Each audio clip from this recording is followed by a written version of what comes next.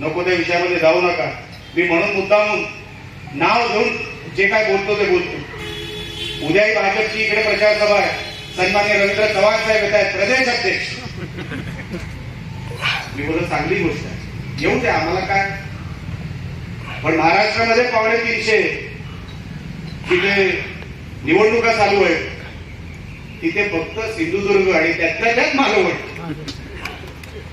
चांगली गोष्ट आहे. आणि असं असून सुद्धा आम्ही जिंकलो तर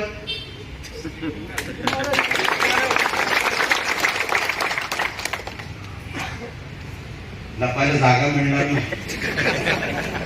लोक विचारणार, म्हणजे माझं म्हणणं आहे, लोक विचारणार की एवढं सगळं करून सुद्धा काय उपयोग झाला.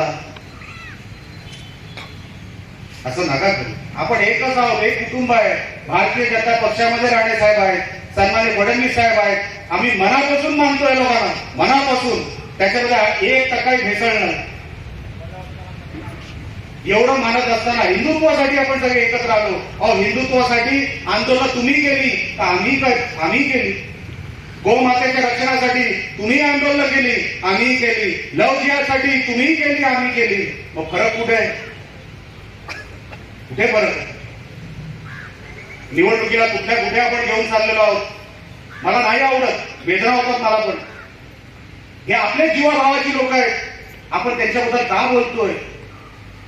आपण त्यांच्याबद्दल का विरोधात पत्रव्यवहार करतोय? मलाही मनाला वाईट वाटतं, पण काय करणार? एकदा ठरवलं लढायचं आहे. जर मी गप्प बसलो तर माझ्या या सगळ्या तुमच्या समोर बसलेल्या सगळ्यांवर अन्याय होतो की नाही?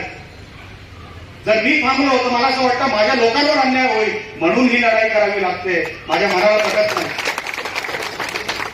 पण जोपर्यंत तुम्हाला जिंकवत नाही तोपर्यंत गप्पही हा निलेश राणे बसणार नाही. एवढं तुम्हाला 100% सांगतो.